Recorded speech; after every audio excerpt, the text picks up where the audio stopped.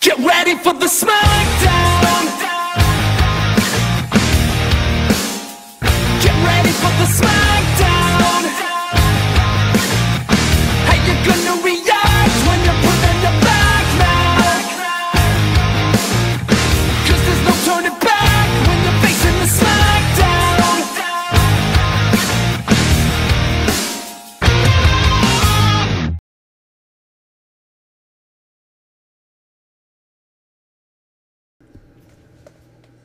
Okay, guys, and I'm back with the next fight, of course. And as you saw, this fight is requested by and created by Nymesiszro.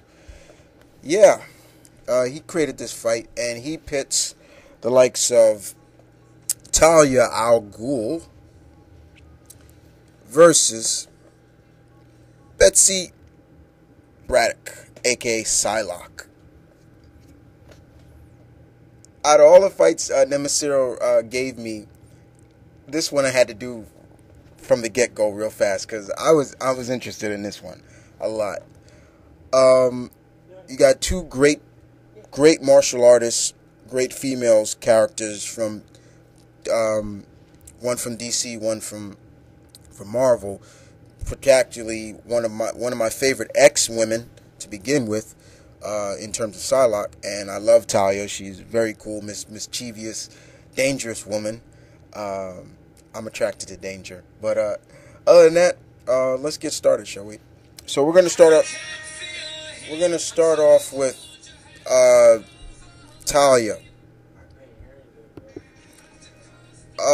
As you all know, Talia Al Ghul is the daughter of Ra's al Ghul. She first appeared in Detective Comics number 411. Correct me if I'm wrong on that one, guys. She is, of course, the mother of Damian Wayne. Damian. She is the leader of the League of Assassins. And let's just put it like this. Talia is a very, very, very dangerous woman. It is not wise to underestimate this girl, this woman, okay, at all. Despite, even if she doesn't look imposing at sometimes, because that's how some of the artists draw her, but she is just as dangerous. She is like a black widow, ready to strike if you piss her off or you get in her way. She has definitely earned everything she's gotten in the DC universe in terms of her status quo. And I find Talia just to be very, very alluring, but also, once again, just that that dangerous, like, unless you know how she thinks, it's not wise to try to one-up her in terms of try to go play a game of chess with her. Okay, and when I mean chess, I don't mean chess the game. Okay.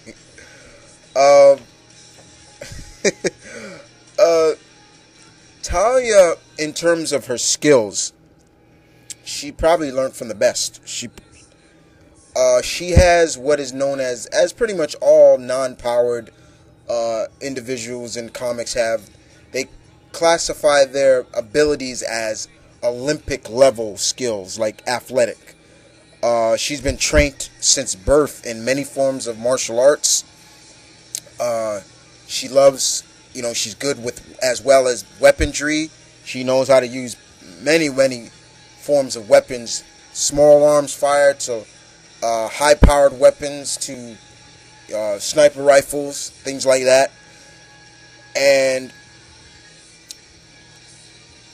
it's just the fact that when you have all that wrapped up into one woman like that, it's scary. And she's highly intelligent too. Like, she gets to know her opponents very well. She's very skilled in knowing what she's up against. So she will scout you very, very, very, very well. Especially if you're a metahuman that has incredible power. She will get to know you just like that. She'll have her scouts scout you, or she'll scout you herself to find more about you. And that, my friends, is the one thing that is scary about Talia. And there's more. But let's move on. We're going to move on from the DC to Marvel Universe. And, of course, Nymesiszro gave us the likes of Elizabeth, Betsy, Braddock, a.k.a. Psylocke. Psylocke, one of my favorite X-women, or X-men, however you want to classify her. She is the sister of Captain Britain. And actually, she's his twin, actually. Now, let's get one thing straight. Her hair is actually blonde. She's a natural blonde. She dyed her hair the color it is now in the comics because in the beginning, she was a model at first. Believe it or not. She has... Her mutant abilities are telepathic and telekinesic. So, in terms of her telekinesic, that's how she can able to form those psi blades out of her psychic energy. She is a skilled martial artist as well. So, Betsy is wrapped up very well in a good package. You know, it's not that she doesn't have to rely on her mutant abilities. She can fight you on an equal level of just hand-to-hand combat. The one thing I will say about Psylocke is the fact that she's almost second to many X-Men that have died and returned. She's died a couple of times, and she's been resurrected, came back to life. I remember she was in another body at times. There were times where she looked like she was Japanese because, yeah, she was in a Japanese body. Her psyche was in a Japanese assassin's body before it was returned back to normal. She was able to go back into her own body. Psylocke definitely is one of those female X-Men that you don't want to piss off. You don't want her as an enemy. She is highly skilled. In terms of just everything, you know, but you want her as an ally. That is one thing you do. You don't want her as a villain. You don't want her to just stick them side blades in your head. Okay, that's one thing you don't want. But she loves being an X-Men, and of course, yes, she's a part of X-Force, and mainly I say she's there as well as just to keep, you know, because the X-Force needs to keep their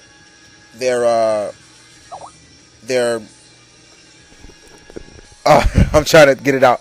Their status quo kind of a secret from the other X-Men. So she's there to make sure Emma, in my opinion, doesn't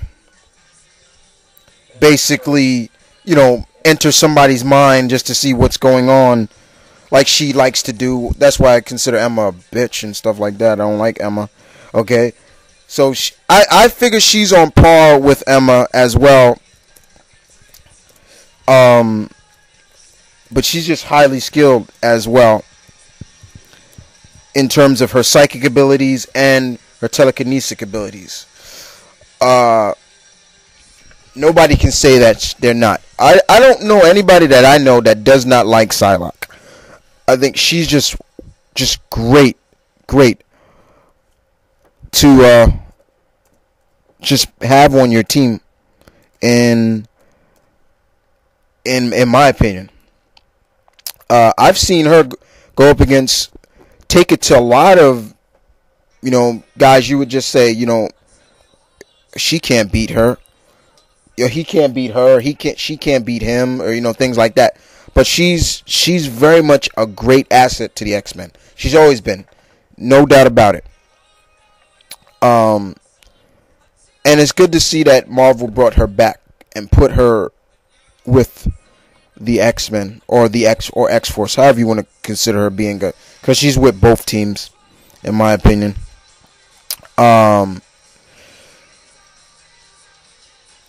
Betsy just is very, very. I just want to say she's dangerous, but she could be she could be dangerous and good at the same time. Let's put it like that. And she's willing to kill. She's willing to kill if she needs to, if need be. So definitely keep an eye out for Psylocke in a way. Besides her side blade, she's highly skilled in weapons. So katana blades, short swords, all that she's really good at. You cannot just say, oh, she just relies on her side blades. She's really good with all sorts of, katanas and short swords and things like that. So that's pretty much, I'll give you a gist of what Psylocke is all about, guys. So in terms of a battle, okay, this is a battle to the death. I'm sorry, Nem, but this is a battle to the death. Somebody's gonna die here. Who? I don't know. But I'm telling you right now, these ladies are gonna take it to the extreme. It's gonna be a all-out martial arts battle. I can even saying Talia will even kind of boast Betsy into saying, if she studies Betsy, like, okay, I know about your abilities. Let's see how good you are without your abilities. And Betsy will say, sure, all right, you wanna go one-on-one, no powers. I won't even use my powers. That's how confident I see Betsy being in fighting Talia. But in a way, I don't want to say Talia might actually bring out some of her League of Assassins to, just to test her. So Betsy's got to be on her guard about that. But I definitely see this being a good fight. But I'm definitely saying somebody's going to die here. Somebody's going to die. And I'm not trying to be biased at all in this fight.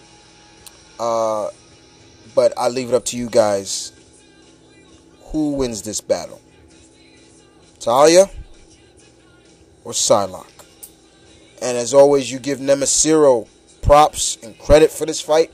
I'm just the guy delivering it. He gets the credit. And as always, guys, this is M.V.K Kid saying peace, one love, stay tuned. Stay tuned this Wednesday for the next 2 fights. And as always, battle on.